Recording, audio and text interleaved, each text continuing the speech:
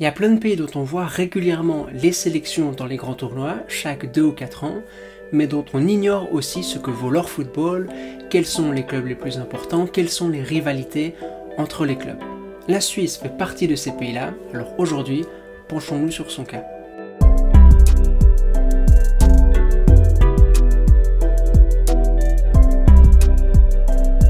Hey, j'espère que vous allez bien et j'espère que votre équipe préférée va bien. L'une de mes choses préférées, c'est de tomber sur quelqu'un, au hasard, comme ça en voyage par exemple, et que cette personne, fan de foot, vous explique ce que ça fait que d'être supporter d'Atlas au Mexique, supporter de Fluminense au Brésil, comment sont les ambiances dans les stades aux États-Unis. Tout d'un coup, grâce à ces personnes, on accède à une réalité footballistique qu'on ignorait complètement. On se retrouve propulsé comme ça dans un nouvel univers et je trouve ça absolument passionnant. Et c'est vrai qu'il y a plein de pays au sujet desquels on est très ignorant en termes de football. On connaît les 5 grands championnats et puis souvent pas grand chose de plus. Alors cette année sur la chaîne, j'aimerais participer à enquêter un peu comme ça sur ces pays au travers d'une série que j'ai nommée La Découverte. Et le premier épisode, on va le consacrer au football suisse parce que la sélection nationale, on en a pas mal parlé cet été. Vladimir Petkovic, on en parle aussi pas mal maintenant. Je me suis dit que pour débuter cette série, on pouvait se pencher sur le cas suisse et le cas des clubs, parce que la sélection finalement on la connaît assez bien. Que vaut le football suisse? Commençons. Pour répondre à la question du niveau de la première division suisse, la Super League, il y a tout de suite un chiffre qu'on peut mobiliser, c'est le montant des droits TV à venir sur la prochaine période. Les clubs suisses de première division par année sur la prochaine période de droits TV vont toucher la somme exorbitante de 21 millions de francs au total. Arrêtez de rigoler devant votre écran, c'est un chiffre très sérieux. Ça veut dire plusieurs choses. Ça veut dire que le football en Suisse est peu vu, que les clubs reçoivent peu d'argent des télévisions et que fatalement ils ont moins de moyens. Puis une chose aussi qui est assez triste, mais c'est comme ça, c'est qu'un club de foot en Suisse, c'est pas du tout rentable. Même le FC Bâle, qui a été la locomotive du championnat suisse durant de nombreuses années, qui a souvent fait des résultats tout à fait intéressants, plus qu'honorables en Ligue des Champions, chaque année, ils avaient un déficit structurel qui s'élevait à 10 millions, 15, 20 millions parfois. Chaque année, il fallait le combler grâce aux poches du propriétaire. Un autre exemple, c'est le FC Sion, un club beaucoup plus modeste qui représente assez bien finalement ce qu'on peut voir en Suisse en termes de taille de club. Chaque année, le propriétaire injecterait 6 millions à peu près pour combler les déficits parce que le football suisse, ça rapporte pas et on fait avec les moyens qu'on a, des moyens pas très développés. Alors forcément, ce manque de moyens, ça se répercute sur la qualité des championnats. Si on prend la première division, la Super League, qui au passage ne compte que 10 équipes, ça fait que vous n'avez pas vraiment de ventre mou. Vous pouvez avoir pas mal de suspense du coup. Rapidement, vous vous retrouvez à jouer les places européennes, la 3e place, et rapidement aussi vous vous retrouvez à flirter avec les places de barragistes. Ça peut être intéressant au niveau du suspense. Cette Super League, si vous la comparez au plus grand championnat, ce qui est tout de suite criant, c'est que ça joue plus lentement en fait. L'une des choses les plus marquantes, c'est que les joueurs pensent plus lentement, exécutent beaucoup plus lentement. Aussi, vous avez pas mal d'erreurs techniques, d'imprécisions, mais pas forcément des passes ratées à 2 mètres, assez vite des passes ratées à 10-15 mètres. Les transversales, par exemple, elles sont beaucoup moins précises. Quand un défenseur central est sous pression, il a tendance à pas toujours savoir quoi faire. Parfois, c'est assez caricatural même. On a vraiment l'impression que les centraux sont pas du tout à l'aise avec ballon. Vous avez aussi assez peu de joueurs qui sont techniquement exquis. Pas vraiment de grands dribbleurs, pas vraiment d'artistes comme ça. C'est assez rare. Ça, évidemment, ça a un impact sur les possibilités des entraîneurs qui finalement se retrouvent assez limités. Si en tant qu'entraîneur, vous voulez mettre en place une relance soignée, il suffit qu'en face, ça presse pas trop mal et vous êtes très rapidement handicapé. On voit pas mal d'erreurs qui vont dans ce sens en fait. Mais pas mal de limitations aussi du côté des entraîneurs. Et alors ça, c'est aussi de la faute des entraîneurs, mais on n'a pas un championnat qui est très riche tactiquement. Vous avez 2-3 équipes qui font des choses intéressantes. La saison passée, Servette a pu être assez intéressant à voir jouer. Saint-Gall, il y a des choses qui se passent. Parfois, par-ci par-là, vous avez un entraîneur qui a des idées, qui arrive plus ou moins à ses fins, mais ça reste un championnat assez pauvre tactiquement, où vous avez assez peu d'équipes finalement qui sont très reconnaissables, qui ressemblent vraiment à leur entraîneur. Et puis au niveau des entraîneurs aussi, vous avez je trouve, beaucoup trop les mêmes têtes qui vont de club en club. Ce recyclage des entraîneurs, il est un peu trop important à mon goût. Et vous avez aussi des entraîneurs, vous entendez leur discours et vous vous dites mais comment ils ont pu entraîner en première division? C'est juste pas possible de tenir des discours pareils et d'être ensuite propulsé à la tête d'un club. À côté, Roland Courbis, ce serait Guardiola. Alors là, le constat peut vous sembler assez négatif, mais ça reste un football qu'on peut parfaitement aimer. Déjà parce qu'il y a un folklore qui est propre à chaque pays, mais en l'occurrence au football suisse que vous pouvez parfaitement apprécier. C'est aussi un championnat où il y a davantage de proximité avec les acteurs, je dirais. Les joueurs semblent moins éloignés que dans les 5 grands championnats où ils sont absolument inaccessibles. Ça, je trouve que c'est pas mal. Les clubs aussi, je trouve que certains font de très très belles initiatives pour rentrer en relation avec leurs supporters, avec la ville, etc. Vous avez aussi ce côté qui peut être assez valorisant quand vous découvrez de jeunes pépites qui arrivent pour la première fois en Europe. Vous savez pertinemment que dans quelques années, elles finiront dans des grands championnats, mais vous, en attendant, vous pouvez en profiter avant que le monde n'en vienne à les connaître. Vous avez aussi ce côté où le pays est assez petit, du coup c'est beaucoup plus facile de suivre votre équipe, les déplacements sont moins contraignants que dans certains pays beaucoup plus grands, et un dernier aspect, c'est plus facile peut-être où quand vous avez un club qui travaille bien, qui fait vraiment les efforts pour construire quelque chose de bien, en tant que supporter, vous pouvez le valoriser vraiment parce que votre club s'élève un peu au-dessus de la mêlée. Les bons projets, ils sont assez rares, mais vous pouvez vraiment les valoriser comme ils le méritent. Une chose qui peut quand même malgré tout résumer le niveau du football suisse, c'est la place de la Suisse à l'index UEFA, 19e. Ces dernières années, il y a eu un glissement. Avant, il y a quelques temps, c'était 17e, c'était pas beaucoup mieux. Ça place la Suisse derrière des pays comme Chypre, la Serbie, la République tchèque, et ça c'est vraiment pas positif. À partir du moment où le FC Bâle a arrêté de produire de bons résultats sur la scène européenne, la position de la Suisse à l'index UEFA a reculé, et la Super League est dans un moment assez compliqué où le niveau des clubs n'est pas exceptionnel, vraiment, c'est pas le meilleur moment du football suisse. L'époque du grand FC Bâle, elle est loin, et ce qui est très très loin, ça on n'y reviendra évidemment plus jamais, mais c'est l'époque où la Super League, c'était un peu un refuge à vieille gloire. Si on prend le début des années 80, vous avez un football suisse où pas tout le monde est professionnel, un football suisse qui est en cours de professionnalisation, mais vous avez vraiment pas tous les effectifs qu'ont des joueurs uniquement professionnels, là où à la fin des années 80, vous avez de grandes stars, Rummenigge, Tardelli, Uli Stielike, qui arrivent dans le football suisse parce qu'il y avait des moyens, parce qu'il y avait des entrepreneurs qui étaient derrière les clubs, qui mettaient de l'argent, parce que ça pouvait être intéressant de venir jouer en Suisse. Au niveau des salaires, vous aviez certaines de ces gloires-là qui étaient payées plus d'1 million à l'année, plus de 100 000 francs par mois, et c'était intéressant de venir en Suisse. Ça, c'est plus du tout le cas, et cette époque du football suisse, elle est derrière, parce qu'entre-temps, ces entrepreneurs, ils n'ont plus été capables d'assumer le rythme de vie de leur club. Il y a eu l'arrêt Bosman, il y a eu pas mal de propriétaires douteux qui se sont introduits dans le championnat suisse, et puis vous avez aussi toute une partie des supporters qui ont délaissé le football suisse pour se mettre à regarder davantage de football étranger. Cette époque d'âge d'or de la Super League, la LNA comme on disait à l'époque, elle est révolue, et ça, la réalité du football suisse, c'est celle-ci, être 19e actuellement à l'indice UEFA. Pour le futur, il y a 2 défis qui se présentent au football suisse. 1, la structure du championnat.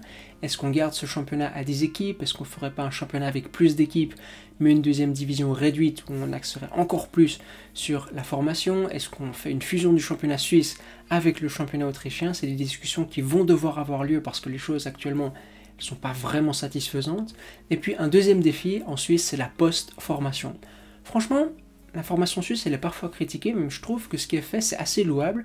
La formation, je la trouve assez bonne, on arrive régulièrement à sortir des joueurs.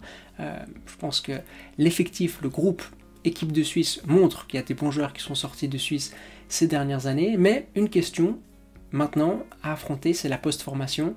Comment est-ce qu'on fait débuter dans le championnat suisse les joueurs qu'on a formés pour pas qu'on ait cette fuite des talents vers l'étranger? Il y a pas mal de certains joueurs suisses qui vers 17-18 ans partent à l'étranger et ils se retrouvent dans la deuxième équipe de Brighton, dans la deuxième équipe de Southampton.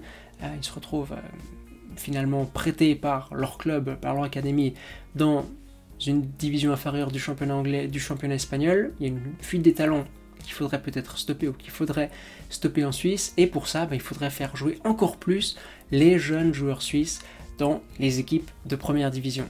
Vous avez actuellement une moyenne de 24-25% du temps de jeu total qui est pris par des joueurs issus des centres de formation suisses, mais vous avez encore trop de disparités entre les clubs en fait. Et c'est vrai que c'est un championnat où très rapidement vous vous retrouvez à jouer les premiers rôles, alors vous ne voulez pas forcément prendre de risques avec des jeunes dans votre groupe, votre 11 de départ, et très rapidement aussi vous vous retrouvez à jouer les dernières places, les places où vous flirtez avec la relégation. Là aussi la prise de risque elle n'est pas forcément à l'ordre du jour. Ça c'est un défi. Donnez plus de temps de jeu, encore plus de temps de jeu aux joueurs suisses, aux jeunes joueurs suisses. Pour cette deuxième partie de la vidéo, venons-en au club, ces choses comme ça que vous devez savoir sur les clubs suisses, culture générale footballistique. Je vais pas tous les traiter parce que sinon vous allez rien retenir, on va se concentrer sur quelques clubs bien choisis. Le plus vieux club de Suisse, c'est Grasshopper, un club de la ville de Zurich. En plus d'être le plus vieux club, c'est aussi le plus titré, mais en 2019, ils sont descendus en deuxième division après 70 ans. Et ça, c'était absolument terrible, c'était un choc pour beaucoup de monde.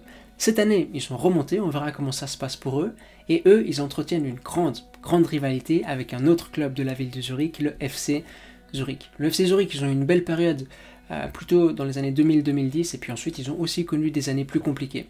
Il y a une chose qui est intéressante comme ça dans la rivalité entre ces deux clubs-là, pour déjà, ils partagent le même stade, mais ensuite, il y a une scène ultra qui, je trouve, assez florissante comme ça, assez intéressante, de très belles images dans les stades. Vous pouvez avoir, pas forcément une ambiance incroyable, mais en tout cas les ultras, eux, ils font le travail, et c'est beaucoup plus le cas en Suisse que par exemple en Espagne, que par exemple en Angleterre, que par exemple même en Italie. Du coup, quand vous voyez le derby de Zurich, vous avez d'assez belles images, je trouve. Je sais que pas tout le monde aime les fumigènes par exemple, mais si c'est bien fait, moi j'aime ça, et vous avez des belles images justement grâce à ça. Je pense que s'il y a un club que vous connaissez en Suisse, c'est le FC Bâle, parce qu'on les a souvent vus en Ligue des Champions au cours de la dernière décennie. Ils avaient fait de beaux résultats contre Chelsea, contre Manchester United, contre le Bayern aussi. Ils sortaient de très bons joueurs parce que Shaqiri vient de là-bas, Xhaka vient de là-bas, Mohamed Salah était arrivé en Europe par l'intermédiaire du FC Bâle, et puis c'est le club qui était toujours champion en Suisse. Entre 2010 et 2020, ils ont été 8 fois champions de Suisse, et puis ils ont perdu leur hégémonie.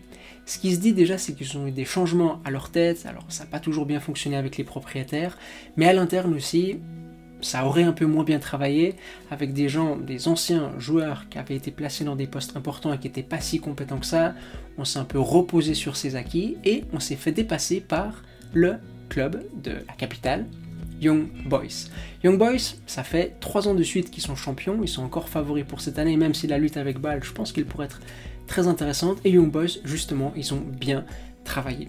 Quand ils ont été champions en 2018, c'était la première fois depuis 32 ans qu'ils étaient champions, et eux, justement, à l'interne, ils ont bien fait les choses, ils ont réussi à rattraper ce retard sur le FC Bâle, à tel point que ces dernières années, ils ont remporté des titres vraiment haut la main, ils étaient absolument inatteignables, et c'est eux qui parfois, parce qu'il y a beaucoup de tours préliminaires à passer, mais parfois vont en Ligue des Champions, et quand ils vont en Ligue des Champions, ils se retrouvent à jouer la Juve ou United sur leur pelouse synthétique. Ça aussi en Suisse, on a pas mal de terrains synthétiques, ça coûte moins cher, et ça me fait mal au cœur. Et enfin, pour terminer, vous avez les 4 clubs romans, c'est-à-dire les clubs qui se situent dans la partie francophone du pays. Neuchâtel Xamax, club de la ville de Neuchâtel qui joue actuellement en 2e division, comme plusieurs clubs romans, 3 sur 4, ces dernières années ça a été un petit peu plus compliqué, parfois il était en 1re division, parfois en 2e, là ils vont tenter de remonter. Autre club, le FC Sion. Il y a 2 choses que vous devez savoir absolument au sujet du FC Sion. 1, ils ont un président qui est absolument légendaire, une machine à virer des entraîneurs, une machine à faire des sorties médiatiques très remarquées, une personne que tout le monde connaît en Suisse romande, une personne plus connue de la Suisse romande. Et la deuxième chose que vous devez savoir, ça c'est d'un point de vue sportif, c'est une équipe qui en Coupe de Suisse est absolument fantastique. Elle a un historique absolument incroyable, ils ont remporté 13 fois le trophée, et ils pouvaient faire une saison horrible, ils arrivaient en finale contre le FC Bâle, à Bâle, ils étaient champions. Et l'incroyable hégémonie, elle a pris fin ces dernières années, parce que c'est une équipe qui gagnait toujours ses finales de Coupe de Suisse, elle perdait pas, et là elle a perdu une finale, mais il y avait une légende incroyable autour de la Coupe et du FC Sion.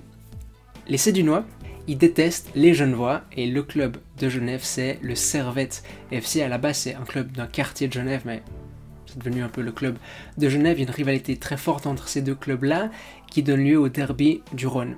Le Servette, c'est le seul club de la Suisse romande qui a une étoile au-dessus de son écusson parce qu'ils ont remporté le titre de champion plus de 10 fois, 17 fois au total. Et c'est aussi un club qui, ces dernières années, a eu pas mal de difficultés. Ils avaient été rétrogradés dans des divisions inférieures à cause de plein de problèmes financiers. Puis ils sont remontés et ça va faire la 3e saison de suite là qu'ils sont en première division avec un projet qui fonctionne assez bien. Mais pour rattraper les deux clubs supérieurs à tout le monde dans le championnat, Berne et Bâle, ça va prendre quand même un peu de temps. Ce qui est intéressant, c'est que quand moi j'étais petit, supporter Servette, c'était presque la loose, parce qu'il n'y a rien qui allait dans le club, ils avaient beaucoup de désillusions, et maintenant ça redevient un peu presque à la mode, assez populaire, les gens commencent de nouveau à être fiers de leur club, et c'est assez sympa à voir. Et le dernier club, c'est le LS, le club de Lausanne, le Lausanne Sport. Ils ont une grande rivalité avec le Servette, ça donne lieu au derby lémanique, et le Lausanne Sport, là ils sont en première division, et vous les connaissez peut-être parce qu'ils ont les mêmes propriétaires que l'OGC Nice.